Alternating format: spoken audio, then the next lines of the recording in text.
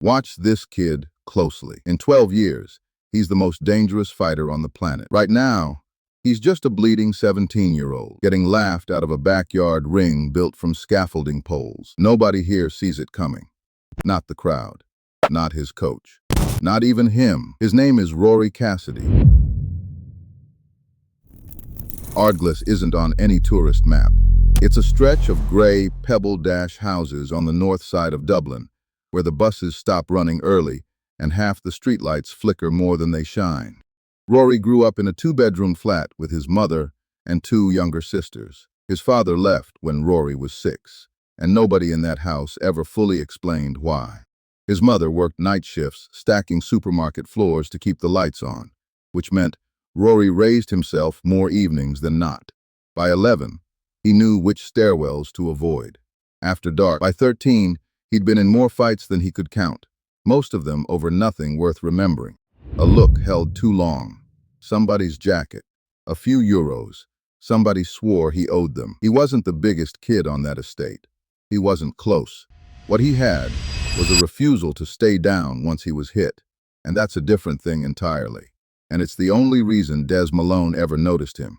Dez ran Riverside Combat Academy out of a converted warehouse, with damp climbing the walls and a heavy bag held together with duct tape and stubbornness. He wasn't scouting that day. He was watching 3 grown men hold down a 15-year-old who kept getting back up, laughing through a split lip like it was nothing. And something about that stayed with him.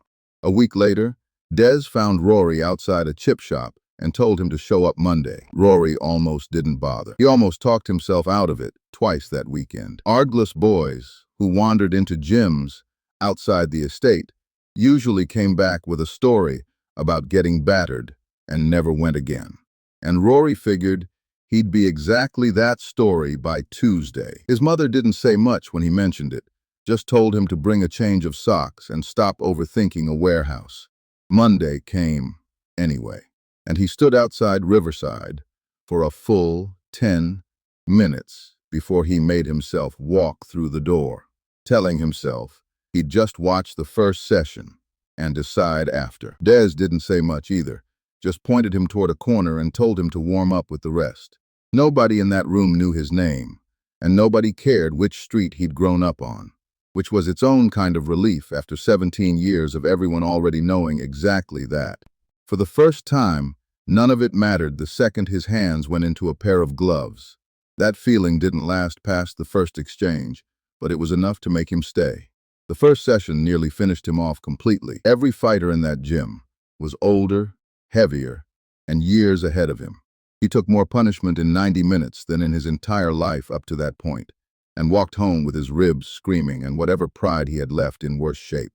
He came back the next day anyway, and the day after that, Dez saw something the other coaches on that circuit had missed. Rory didn't train like someone chasing a trophy. He trained like someone running from something. And in that gym, that particular kind of hunger doesn't fade with time, it compounds. Within a year, he was out working fighters with twice his experience. Within 2, Dez had stopped holding him back in sparring because there was nothing left to protect him from. Somewhere in that grind, he met Oife Whelan, a trainee nurse who patched up half the fighters at Riverside on her nights off, more out of habit than obligation. She wasn't impressed by anything he did inside the cage.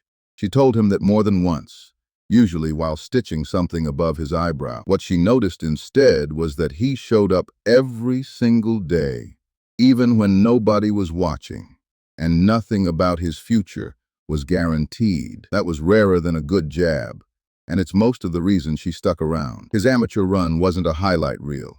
He lost his second fight badly, choked unconscious in front of 40 people who knew his name and would remember it for the wrong reason. Dez told him afterward that the loss wasn't the problem. Quitting would have been. Rory never forgot that sentence. He rebuilt everything after it. His technique, his diet, the people he spent his time with. Cutting loose the friends still stuck in the same stairwells, doing the same nothing they'd always done. By 19, he'd stopped losing entirely. By 20, the Emerald Fighting Championship, the biggest regional promotion in the country, offered him a contract. off the back of 4 straight finishes that nobody outside Dublin had even seen yet. I men with him Middletha Raiden so Sloan. Dez sat him down the night before he signed, and told him the truth as plainly as he could. This part had been the easy part. Everything after this would try to break him, piece by piece, on purpose. Rory signed anyway. He had no idea what that decision was about to cost him, or what it would eventually make him. Rory's EFC debut was supposed to be a formality. One more prospect fed to a tested veteran just to see how he'd hold up under real lights. Nobody told the veteran that. 40 seconds in, Rory caught him clean on the way forward, and the fight was over before half the crowd had found their seats. It was the kind of finish that gets replayed, and it was on every fight page in the country by the next morning. The wins kept coming after that, one after another. Most of them finishes, knockouts inside a single round, opponents tapping before the second bell had even rung. Dez kept the pace in that gym brutal on purpose, because he knew that outside it, people would eventually start circling, hunting for the one version of Rory Cassidy that could actually be beaten. That version showed up in Sean Doyle. Fighters around Dublin called him Wildfire, and the name fit him exactly. He came forward for every second of every round, never letting up, never giving Rory the one thing he needed most, which was space to think. Their fight went the full distance. 5 rounds of the kind neither man walks away from completely whole, and Rory took the win by the thinnest possible margin the judges could give him. It was the closest anyone had come to beating him, and everyone in that arena knew it, Rory included. The rematch got asked about in every post-fight interview for months afterward, and Rory always gave the same answer. He'd fight Doyle again whenever the promotion wanted it. Doyle never got the call. EFC needed its champion healthy, not proving a point twice. Doyle's stock went up almost as much as Rory's did after that fight, which was rare for a loss. But the kind of fight it had been made people believe he belonged at the top regardless of the scorecard. Promoters started building his next few fights around exactly that reputation. For Rory, the fight left a different mark. He'd never been hurt like that before. Never had 5 rounds where the outcome stayed genuinely uncertain until the final horn. And it changed how Dez ran the camps that followed. Less flash, more grinding rounds against bigger, stronger sparring partners brought in specifically to make Rory uncomfortable on purpose. Dez wanted the next close fight to go differently, and he wasn't willing to leave that to chance twice. It worked. Every finish after that came with less drama and more control. Fighters folding a round or two earlier than the ones before them, like Rory had simply run out of patience for letting things go the distance. He kept winning anyway. And 14 fights into his EFC run, still unbeaten, he became the promotion's featherweight champion, stopping the reigning title holder in the 3rd round in front of a sold-out crowd that had watched him grow up in real time, fight by fight.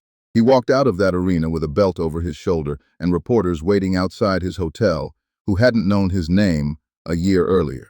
A few weeks after winning the belt, he went back to Ardglass on a Tuesday afternoon. No cameras, and sat in his mother's kitchen like he had 100 times before. She hung the belt on a nail in the hallway between 2 family photos, told him dinner was the same as always, and that was the whole conversation about it. It was the only part of that entire year that felt normal. That's when the questions started changing shape. It stopped being about whether he could win in Dublin. It became about whether Ireland's biggest cage was already too small to hold him. Journalists who'd never once covered regional fighting started turning up to his sessions at Riverside, holding tablets full of numbers Dez didn't trust, and Rory didn't fully understand yet. By his 19th professional fight, still without a loss, the offers stopped being rumors whispered around the gym. Apex Championship Series, the biggest stage the sport had to offer anywhere in the world, wanted him on their roster, and everyone close to him suddenly had an opinion about what that meant. Dez was cautious about it. Oife was quietly terrified, in the specific way people get when they know they can't talk someone out of something they genuinely need to do. People around the gym had started saying one name more than any other when they talked about that roster. Diego Rocha, the reigning ACS featherweight champion, unbeaten in 9 years and treated less like a fighter and more like a natural disaster nobody had figured out how to survive. Rory didn't say much when he heard it. He just kept training like the name meant nothing yet, because to him, it didn't. Not yet. Rory read the contract twice, signed the last page without much ceremony. And just like that, Ardglass had a fighter on the biggest roster the sport had ever built. He didn't celebrate it. He was back at Riverside the next morning like nothing had changed, because in his own head, the only part that mattered had just started. 19 wins had bought him a seat at that table. What happened next would decide whether he actually belonged there, against fighters who'd been waiting years for someone exactly like him to walk through that door.